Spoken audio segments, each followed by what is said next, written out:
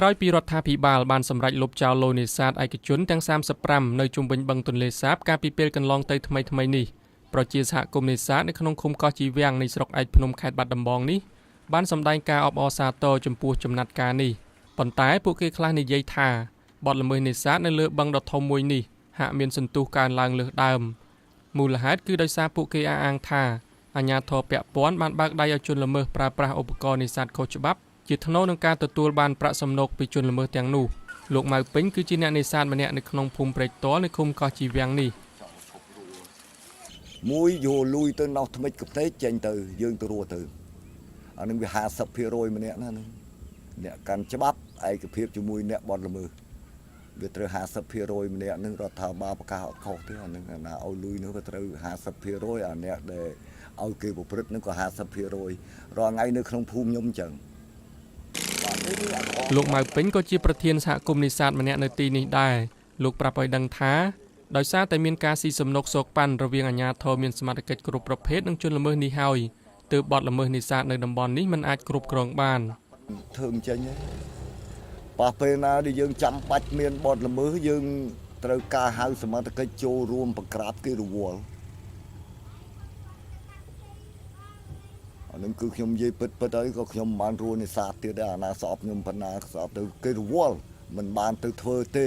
តែហៅតែធ្វើបាន2-3កន្លែងអីចឹងនៅសល់ទៀតអញ្ចឹងទៅថាម៉េចតនេះមិនធ្វើថារវល់ចាំថ្ងៃណាបានធ្វើរហូតដល់រវល់រហូតដល់គោកដីទៅក៏មានអានឹងចាត់ទុកទៅវាត្រូវរើគ្នាអាអ្នកមិនត្រូវរើគ្នាអ្នកនឹងកាប់ឲ្យបន្តិចចោលបោចឲ្យចោលកន្លងមកអញ្ចឹងឃុំកោះជីវាំងនេះគ្របដណ្ដប់លើភូមិអណ្ដែតទឹកចំនួន5ដែលមានប្រជាជនជាង 2000 គ្រួសារឬស្មើនឹងចំនួនមនុស្សជាង 10000 នាក់កំពុងរស់នៅជាង 80% នៃប្រជាជននៅទីនេះពឹងអាស្រ័យលើរបរនេសាទសម្រាប់ទ្រទ្រង់ជីវភាពរស់នៅប្រចាំថ្ងៃ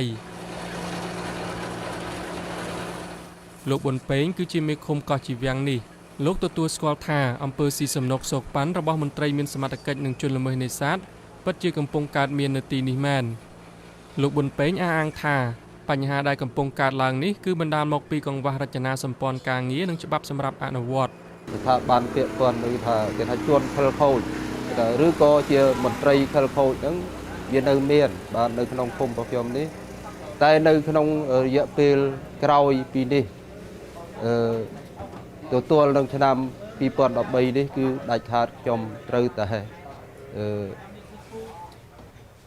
លុបបំបត្តិអានឹងឲ្យបានហើយប៉ុន្តែមន្ត្រីរដ្ឋបាលជលផលដែលទទួលបន្ទុកបង្ក្រាបបទល្មើសនេសាទនេះបានបដិសេធការចោទប្រកាន់អំពីការស៊ីសំណូកពីជនប្រព្រឹត្តបទល្មើសនេសាទលោកយុត្តតាន់គឺជានាយរងសង្កាត់រដ្ឋបាលជលផលនៅតំបន់ព្រែកទាល់នេះបញ្ហានោះដូចជាសមត្ថកិច្ចជំនាញដូចជាជលផលដូចមិនមានការទៅចូលទៅឯងឃុំខិតអីជាមួយនឹងជនល្មើសដូចគ្មានទេជំនាញអត់មានទេ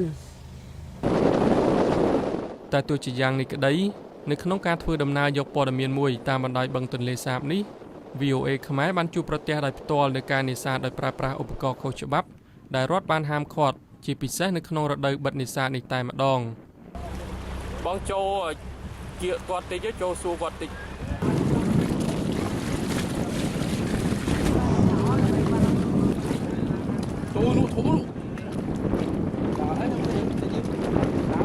បាទពេលនេះខ្ញុំកំពុងនៅលើបឹងទន្លេសាបហើយយើងបានជួបជាក់ស្ដែងនៅបទល្មើសនេសាទមួយដែលប្រព្រឹត្តដោយជនជាតិវៀតណាមtôi cũng không biết tiếng miền gành đó rồi ổng hỏi rồi có biết đường nào nói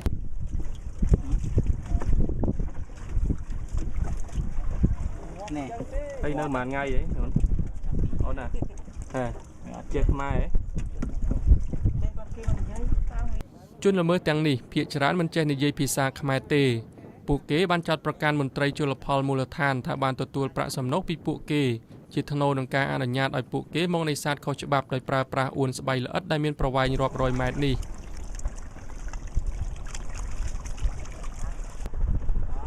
គេហៅថៃអីហ្នឹងបងជនល្មើសម្នាក់ដែលអាចនិយាយភាសាខ្មែរបានអះអាងថាជាទូទៅពួកគេត្រូវផ្ដល់ប្រាក់សំណូកប្រមាណ 20,000 រៀលទៅឲ្យមន្ត្រីរដ្ឋបាលជលផលភូមិក្បាលតោលឈ្មោះលីដើម្បីបើកផ្លូវឲ្យពួកគេអាចប្រព្រឹត្តបទល្មើសនេសាទនេះបានប៉ុន្តែលោកម៉ៅពេញលីនាយសង្កាត់រដ្ឋបាលជលផលក្បាលតោលក្នុងខេត្តបាត់ដំបងដែលបានចុះមកធ្វើអន្តរាគមន៍ចំពោះបទល្មើសនេសាទនេះ បានបដិសេធការជាប់ពាក់ព័ន្ធណាមួយដោយការចោទប្រកាន់នោះ ខ្ញុំមិនអាចទទួលយកបានទេចំណុចនេះព្រោះថាជនល្មើសនេះខ្ញុំអត់ដែរស្គាល់ទី1បាទហើយខ្ញុំក៏មិនដែរមានការពាក់ព័ន្ធជាមួយនឹងជនល្មើសដែរ